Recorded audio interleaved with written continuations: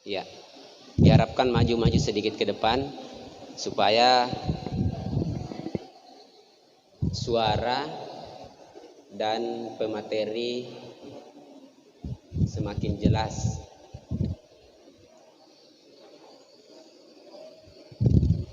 Ya, bagi peserta yang ada di luar diharapkan masuk ke dalam, dan yang di dalam diharapkan maju ke depan. Ya. Ya, karena pemateri kita sudah ada di tempat, kita mulai ya. Saya ulangi, Assalamualaikum warahmatullahi wabarakatuh.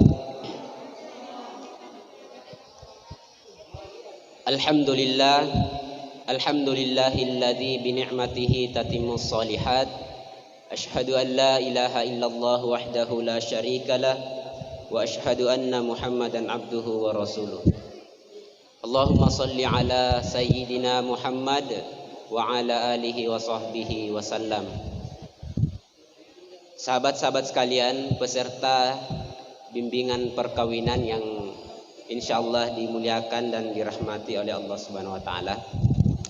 Puji syukur kita panjatkan kehadirat Allah Subhanahu wa taala karena pada kesempatan yang berbahagia ini kita masih diberikan kekuatan, kesempatan sehingga kita bisa mengikuti acara BIMWIN, yakni bimbingan perkawinan. Salam dan salawat buat junjungan Nabi besar kita, yakni Rasulullah Muhammad SAW, Nabi yang telah diutus oleh Allah di atas permukaan bumi ini sebagai rahmatan lil alamin. Peserta BIMWIN yang dimuliakan, yang sama-sama berbahagia, di tengah-tengah kita sudah hadir pemateri kita. Namun sebelum kami panggil pemateri untuk maju ke depan membawakan sebuah materi yang berjudul kesehatan reproduksi, ya. Nama Dr. Liza Rahmatillah, tempat tanggal lahir Banda Aceh 11 Januari 1987, alamat Puskesmas Tarailu, tempat tugas Puskesmas Tarailu, ya. Bagi peserta diharapkan pada materi kali ini kita semakin fokus, ya. Diharapkan semakin fokus karena materi ini adalah merupakan sebuah materi inti atau sangat penting. Karena kenapa? Setiap pernikahan pasti akan mendapatkan berbagai macam tantangan. Ya, berbagai macam tantangan. Salah satunya adalah masalah tentang kesehatan reproduksi yang perlu kita ketahui.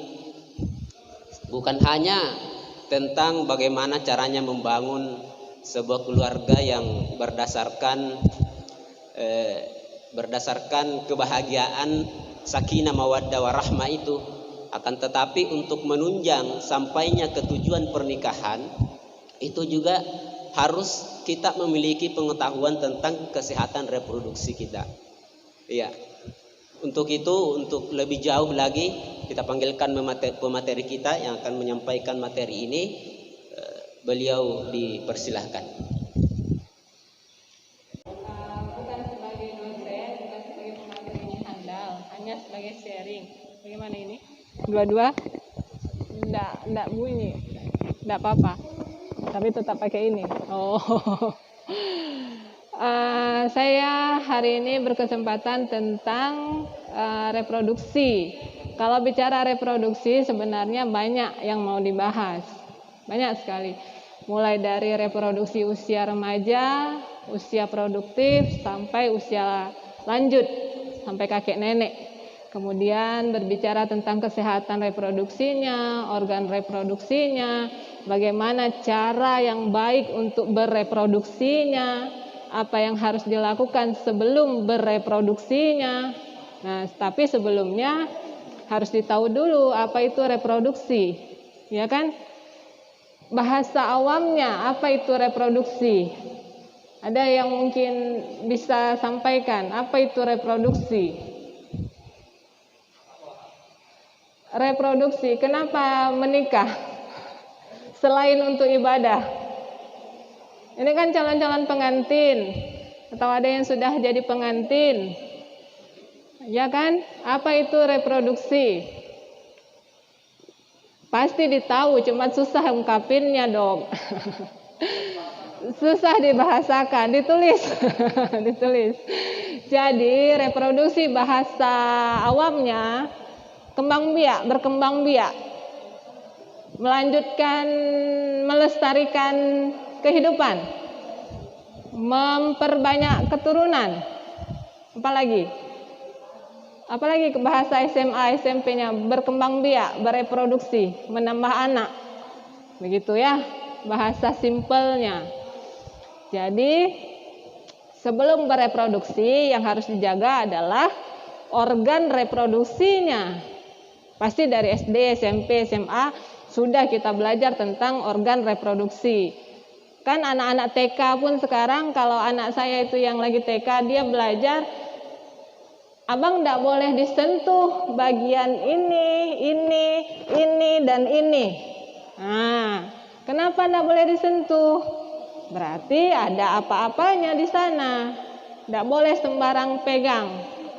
Karena berbahaya, bisa menimbulkan efek-efek yang lain. Ya, nanti kita bahas tentang organ reproduksi pada pria dan wanita. Ya, jadi kalau dari slide ini organ reproduksinya itu bagian-bagian tubuh yang berfungsi dalam proses melanjutkan keturunan. Kita bawanya ke positifnya ya, jangan nanti dilihat gambar terus enggak ya, kita kan belajar, sekedar sharing, semuanya sudah tahu pasti, cuma diulangi, ya kan? Yang pertama saya mau sampaikan adalah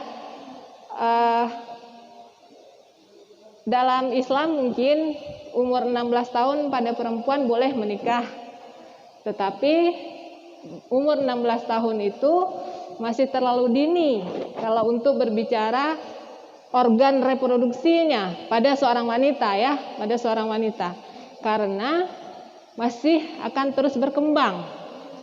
Misalnya nanti pada wanita kan akan melahirkan, dia akan hamil sebelum melahirkan. Ketika usianya masih terlalu dini, masih terlalu kecil, maka pintu panggulnya itu masih sempit, belum sempurna tumbuhnya.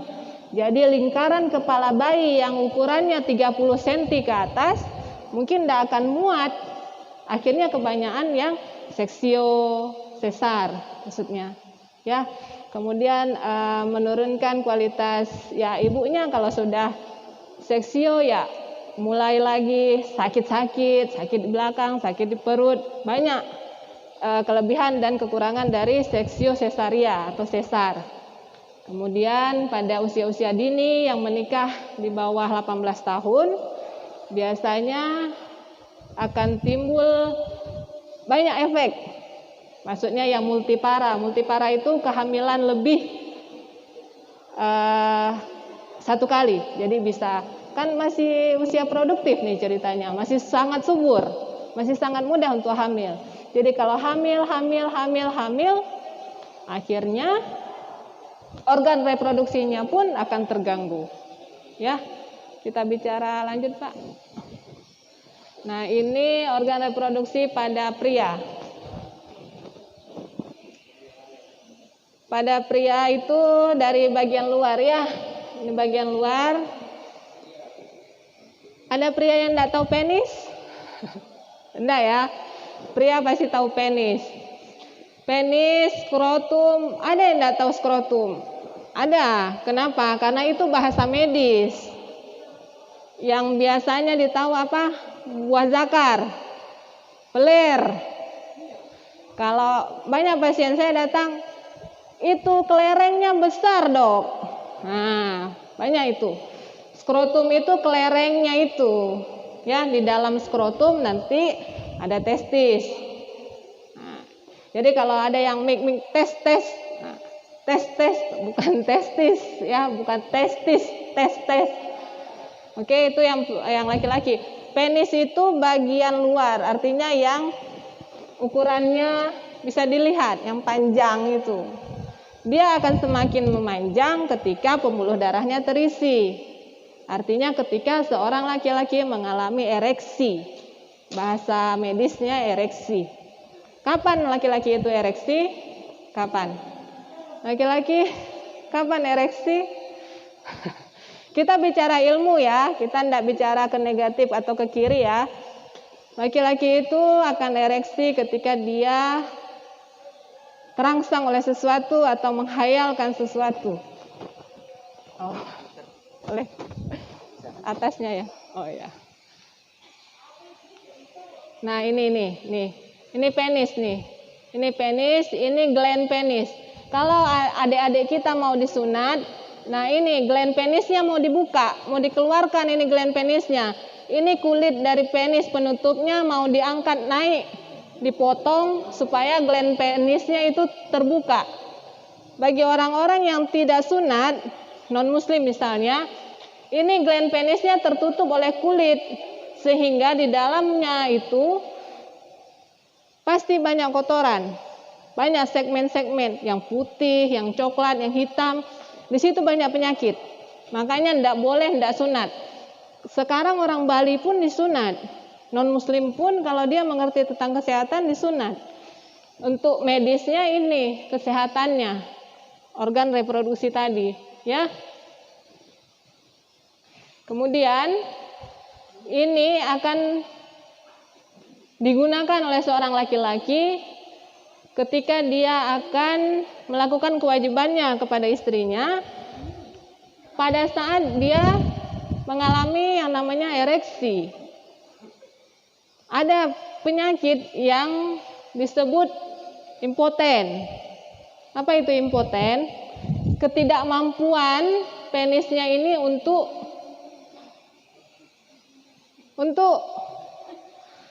bangun pagi. Tidak bangun pagi nih penisnya. Ini tidak bisa begini-begini. Tidak bisa terisi. Aliran darahnya mungkin terisi, tapi dia tidak bisa mempunyai tenaga. Sehingga akan sulit untuk melakukan hubungan suami istri. Itu nanti impoten, banyak faktornya lagi. Ya. Ini buat zakarnya, ini peler, ini yang disebut kelereng, ini ya skrotum. Di dalamnya itu, ya ini testis. Testis itu harus 2, kanan kiri, sama kayak peler, 2 kanan kiri. Kalau ada bayi yang testisnya 1, kanan saja atau kiri saja, berarti itu ada kelainan genetal, biasanya dari kandungan. Makanya harus dijaga. Pada saat ibu hamilnya harus sehat, karena dari masa 0 bulan itu proses pembelahan sel 0 sampai 3 bulan dalam kandungan. Jadi ya kalau ada yang hiperemesis yang tidak mau makan minum itu hati-hati sekali, ya. Kemudian ini baru kita bicara bagian luar tadi ya, sekarang bagian dalamnya. Ini uretra. Uretra itu ini pipa kencingnya. Banyak penyakit juga di uretra ketika si laki-lakinya bongkar pasang, maksudnya tukar pasangan, ganti-ganti pasangan. Jadi tidak bisa kencingnya bernanah, atau kencingnya tidak bisa keluar, banyak. Kemudian kelenjar prostat, ini kelenjar prostat. Banyak nanti usia tua, 70 tahun, 60 tahun pada laki-laki terjadi pembengkakan prostatnya. Ini prostat, ya. Ini testis, ini yang di dalam skrotum tadi testis. Vas deferens itu yang bisa ditutup, ini saluran ke testis. Ini vas deferens namanya. Vas deferens itu kalau KB, kontrasepsi untuk laki-laki itu namanya vasektomi. Yang diikat ininya. Ininya diikat. Jadi pipa dari pabriknya, ini testis ini pabriknya sperma. Ini diikat. Jadi dia Dia masih punya sperma, tapi spermanya loyo. Tidak mampu dia buahi itu ovum pada wanita. Itu nanti KB, kontrasepsi permanen. Kalau vas deferensnya diikat namanya vasektomi. Kalau pada perempuan tubektomi, tubanya yang diikat, saluran membuang sel telurnya yang diikat. Lanjut Pak. Nah ini perempuan. Tadi laki-laki, sekarang perempuan.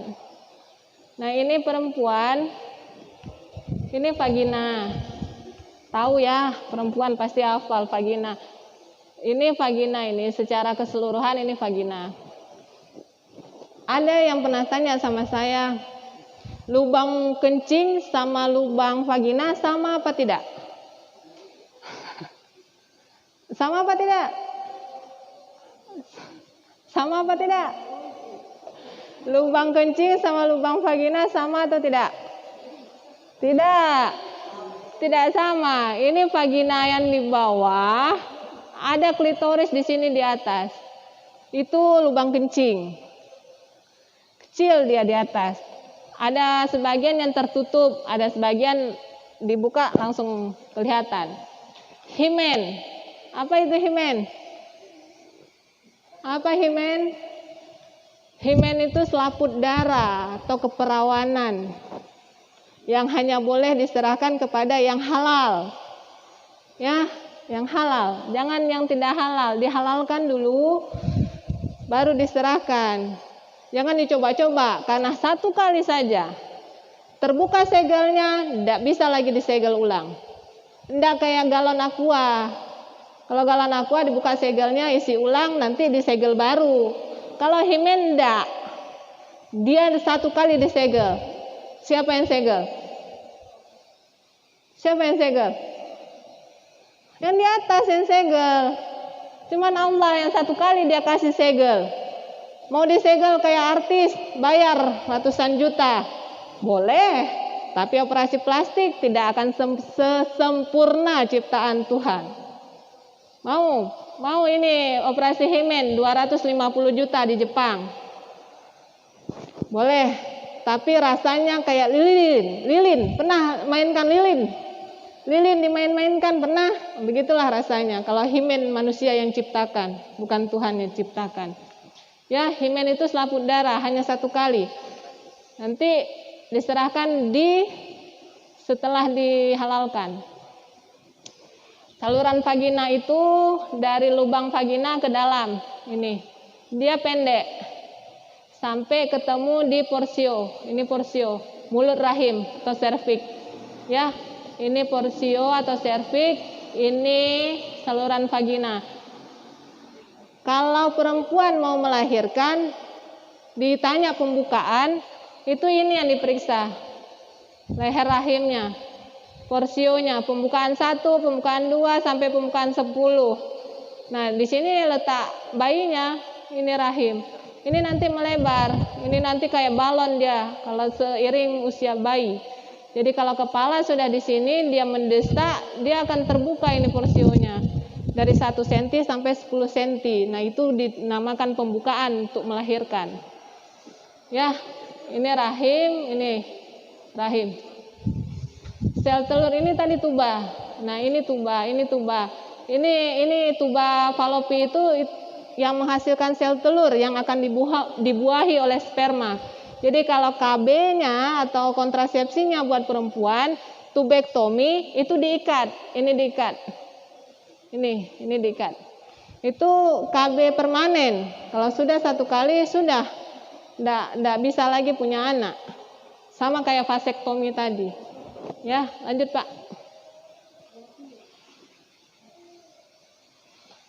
Mungkin ini pembahasan lebih dalamnya tadi tidak usah terlalu dibahas.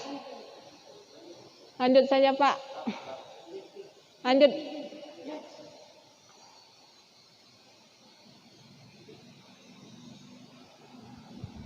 Nah, kalau kami secara kesehatannya ini diharapkan kalau perempuan 21 tahun, kalau laki-laki 25 tahun untuk menikah. Kalau dari kami, dari segi kesehatan. Jadi kalau ada calon pengantin yang datang untuk suntik tetanus ke puskesmas, ditanya umurnya berapa, 16 tahun. Mana surat dari KUA-nya? Pasti tidak punya. Karena KUA kayaknya tidak boleh ya Pak, 16 tahun. Harus ada dispensasi. Karena dari kami kesehatan, usia perempuan 21 tahun itu usia matangnya. Begitu juga laki-laki 25 tahun usia matangnya boleh untuk bereproduksi. Kalau di bawah itu masih terlalu dini. Bukan tidak boleh, boleh tapi terlalu dini. Artinya ada resiko-resiko yang akan timbul. Ya. Kemudian ini juga harus. Kenapa? Psikisnya. Karena ketika mau bereproduksi, kalau psikisnya tidak baik, maka hasilnya pasti tidak baik. Pasti. Artinya kesiapan mentalnya, psikis itu mental. Kalau mentalnya tidak terarah, pasti tidak ada hasilnya yang baik. Kalau sosial ekonomi kebanyakan KDRT. Kalau saya dapat kebanyakan KDRT karena ekonominya mungkin agak ya nanti yang lain lah yang dibahas. Lanjut Pak. Ini fertilisasi ini pembuahan ya. Bertemunya nanti sel ovum pada wanita dengan sel sperma dari pria, terjadilah pembuahan yang disebut kehamilan. Nanti proses terjadinya kehamilan itulah yang nantinya reproduksi, menambah keturunan. Ya, lanjut Pak. Kalau bicara dengan dokter pasti bicara tentang penyakit. Karena yang dipelajari dokter itu penyakit. Ya, jadi kalau kami lebih ke ini bukan penyakit dari penyimpangan reproduksi ya. Ini enggak, ini dari bentuk anatominya. Artinya bisa dari genetik, bisa dari dalam kandungan terjadi fimosis, hernia, hipospadia itu penyakit-penyakit pada pria. Lanjut Pak, yang lebih sering saya didengar. Ini yang paling sering. Nah, ini penyakit infeksi ini paling sering. Pernah dengar kencing nanah? Paling sering pada laki-laki. Kalau pada perempuan tidak menimbulkan gejala, tidak menimbulkan keluhan. Tapi begitu dia sudah lama di dalam organ vaginanya, dia akan parah. Jadi begitu didapat langsung parah. Kalau laki-laki enggak, cepat dia didapat, cepat terdeteksi. Karena begitu kencingnya berubah jadi nanah, langsung diobati. Tapi kalau perempuan biasanya agak lama, sudah menginfeksi sampai ke leher rahim, baru ditahu awalnya dia ada GO-nya. Kenapa GO? Gonore. Kenapa? Karena perilaku seksual bebas. Jadi hati-hati. Nanti diajarkan juga ke teman-temannya yang mungkin tidak ikut di sini. Ini penyakit infeksi pada organ reproduksi yang paling sering ditularkan melalui hubungan seksual. Hanya ditularkan melalui hubungan seksual. Yang pertama GO, kencing nanah. Sipilis, raja singa. Itu borok-borok. Di organ kelaminnya itu borok. Jadi kalau kita ada luka borok, dia lukanya cuma di daerah kelamin saja. Itu sipilis atau raja singa. Kalau herpes simplex, dia kayak herpes cacar api. Kita tahu cacar api yang pedih, perih, nyeri. Tapi dia cuma ada di genital saja, artinya di alat kelamin saja. Kalau dia sudah bercak-bercak air, menumpuk, panas, perih, pokoknya tidak ada enaknya. Keputihan ini sering pada wanita. Banyak keputihan. Ada yang fisiologis, artinya ada yang normal, ada yang patologis, artinya tidak normal. Ketika keputihan sudah menjadi berubah warna, berubah bau, baunya sudah amis, busuk, nah itu ada masalah. Ya, jangan sampai pindah-pindah pasangan, hati-hati. Yang paling parah ini HIV/AIDS. Sekarang HIV ada obatnya, tapi AIDS belum. Untuk penyembuhannya kita masih tidak bisa katakan 100% sembuh. Tapi untuk antivirus HIV-nya sudah ada. Ini HIV atau AIDS tidak ada gejala. Orangnya sehat-sehat saja, bahkan mungkin ada di lingkungan kita, ODA, orang dengan HIV AIDS. Tapi dia minum obat seumur hidup. Dan dia tidak bisa berhubungan seksual dengan sembarang orang. Karena dia akan menularkan penyakitnya ke orang yang dihubungi tadi. Ya, lanjut Pak. Ini GO. Ini apa ini? Apa ini? Ini gland penis tadi, kepalanya penis. Helmnya, helm. Makanya disunat supaya helmnya keluar. Kalau tidak disunat helmnya tertutup, tidak keluar. Nah ini pada laki-laki dia cepat sekali didapat, mudah untuk diprediksi. GO, ya kencing nanah. Ini pada perempuan sudah bonyok dia. Kalau jeruknya sudah busuk, baru tercium baunya.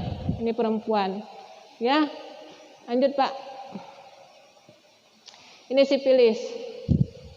Ini sifilis. Ini yang masih ringan ya.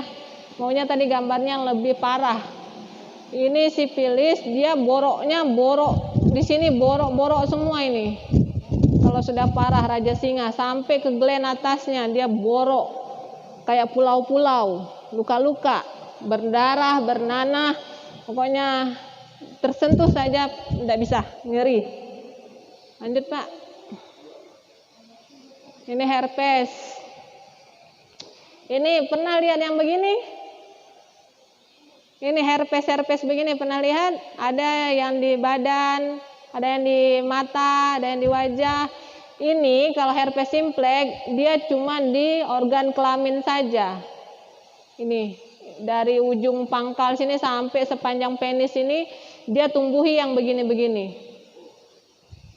Rasanya panas, perih, nyeri, kayak ditusuk-tusuk. Itu rasanya. Itu herpes ya. Lanjut Pak. Ini penyakit-penyakit yang hanya ditularkan melalui hubungan seksual. Jadi hati-hati. Kalau kita jajan di luar kemudian pulang ke istri di dalam rumah, kita bawa pulang penyakit dari luar, dari warung, hati-hati, kasihan istrinya. Ya, jangan cari penyakit di warung. Cari minum, cari makan silahkan, tapi jangan cari penyakit. Warung itu tempat persinggahan, maksudnya begitu. Ini keputihan. Ini keputihan yang sudah parah ya. Ini pada perempuan, hanya pada perempuan. Ini parah ini. Ini sudah kayak apa ini, cenggernya ayam. Itu keputihannya sudah, kalau dibuka itu vaginanya nanti diperiksa dalam, itu sudah merekah kayak brokoli. Itu porsionya. Hati-hati. Ya, kadang-kadang bukan dari perempuannya, tapi dari jajan di warung suaminya yang bawa pulang ke perempuannya. Jadi dijaga suaminya, bukan diikat, tapi dijaga. Ya, lanjut Pak. Ini AIDS. Kalau HIV itu dia namanya virus, ya. Virus itu akan memakan daya tahan tubuh seseorang. Bagaimanapun kuatnya orang, ada virus di dalam tubuhnya, dia makan itu tubuhnya, akhirnya begini nanti jadinya. Mati segan, hidup segan mati tak mau.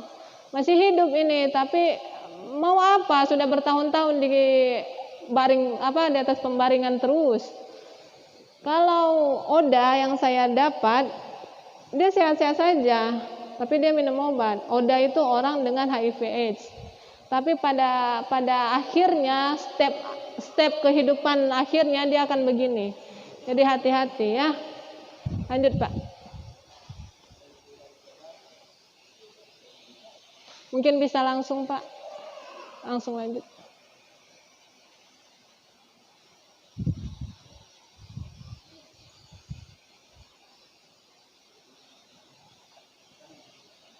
Ini yang kita bahas tadi, penyebab infeksi saluran reproduksinya itu karena hubungan seksual yang bergonta-ganti. Memang kita menikah 1 kali, tapi berhubungan seksualnya sama orang yang berbeda, bukan orang yang satu. Itu hati-hati.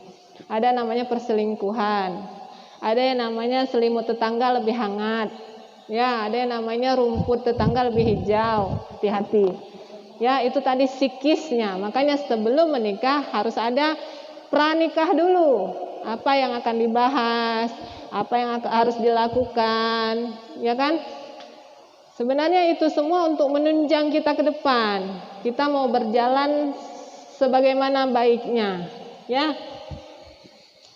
Ini tadi kotoran-kotoran itu tertinggal kalau misalnya memang kita hygiene-nya kurang.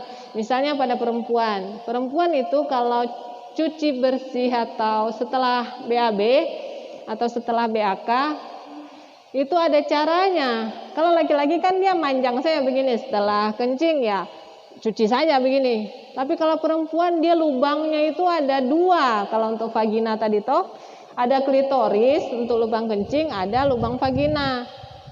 Ya kan? Nah, perempuan kan ada menstruasi. Kalau dia cucinya asal cuci saja tapi tidak bersih, ya siaplah untuk infeksi. Ada jamur, ada bakteri, yang itu tadi jadinya kandidiasis. Ya. Kemudian ini dibahas toh, perkawinan pada usia terlalu muda. Itu tadi. Kalau kami kesehatan untuk perempuan 21 tahun, untuk laki-laki 25 tahun. Artinya matang dari usia.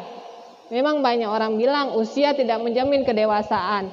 Betul, itu kan dewasanya. Tapi secara fisiknya kita maunya 21 tahun untuk perempuan.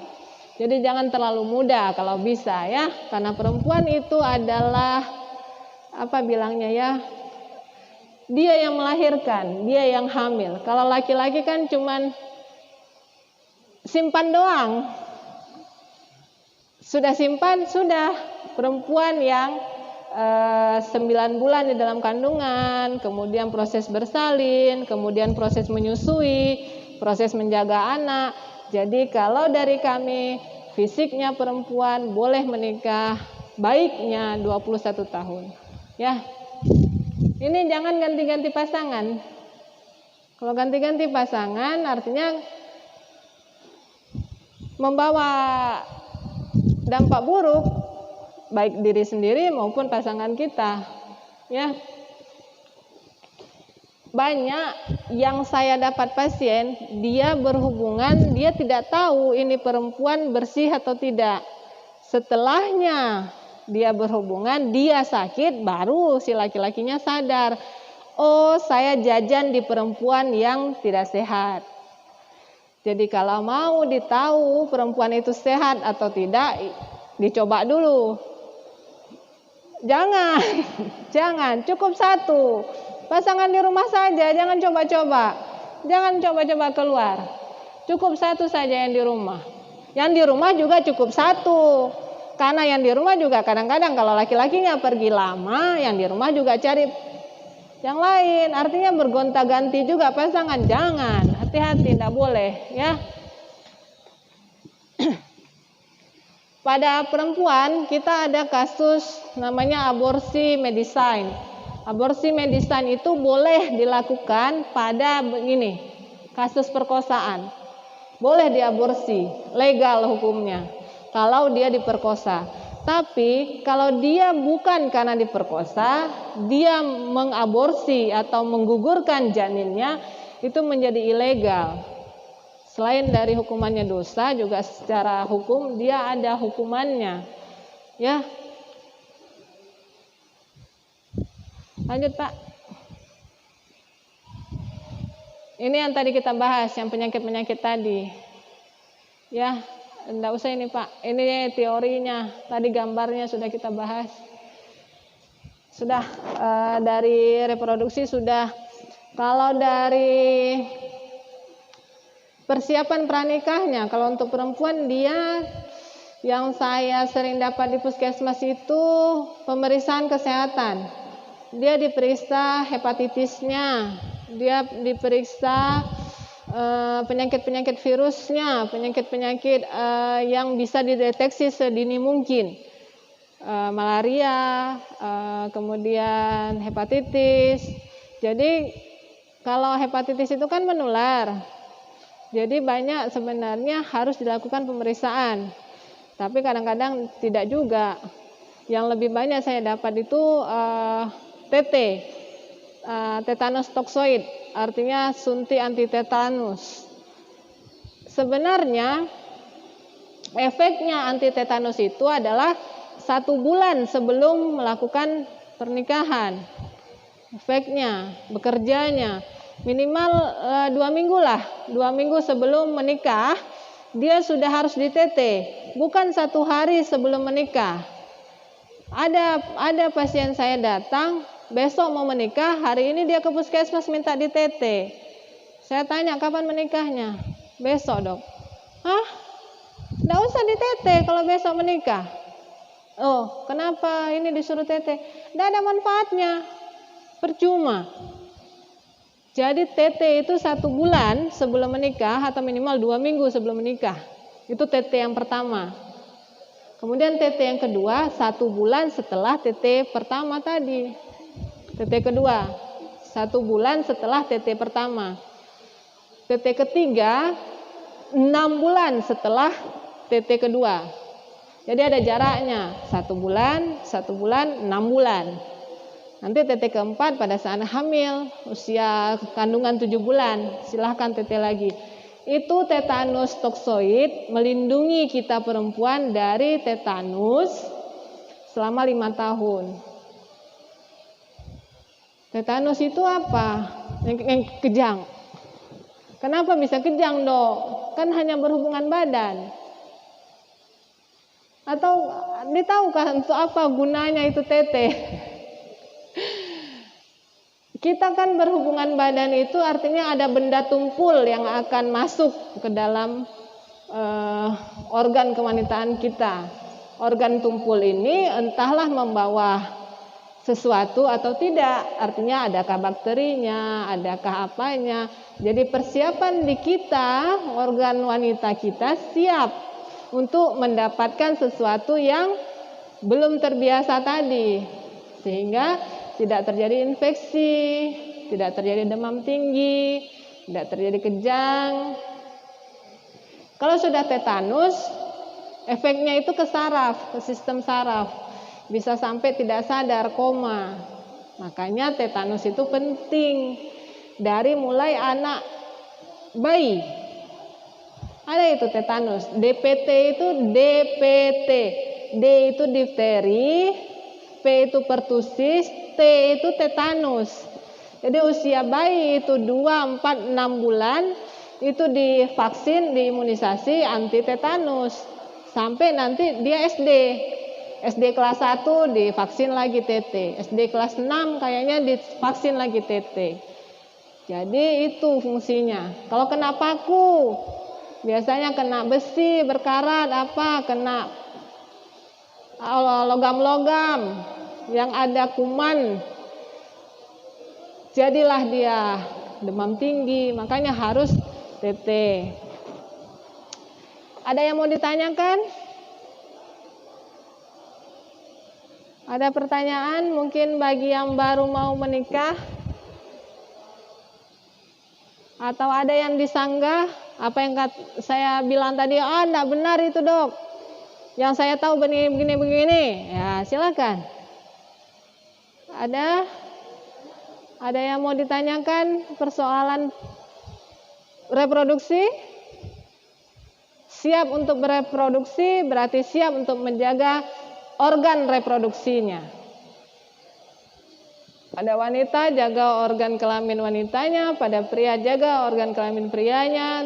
Tidak berhubungan seksual lebih dari 1 orang saja atau berganti-ganti pasangan, tidak boleh. Tidak boleh jajan di luar. Kalau lapar pulang ke rumah, makan di rumah. Yang di rumah masak.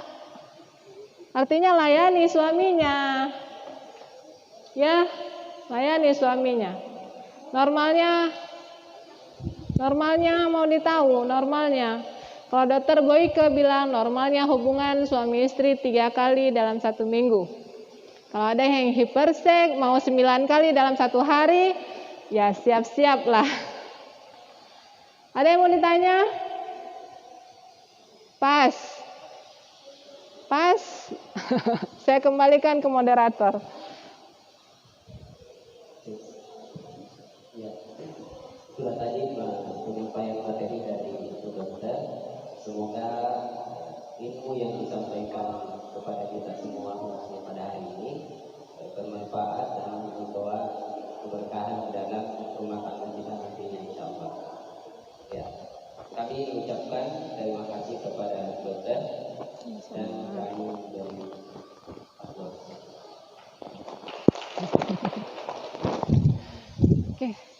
Ya, Sudah, Pak. sekali lagi kami ucapkan terima kasih dan sekali lagi kami sampaikan kepada peserta, apakah ada pertanyaan?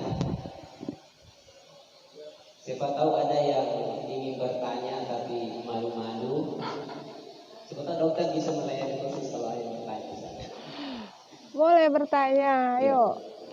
Tapi kalau kita betul-betul ini jangan malu-malu untuk bertanya. Karena malu bertanya biasanya tidak jalan atau jalan terus.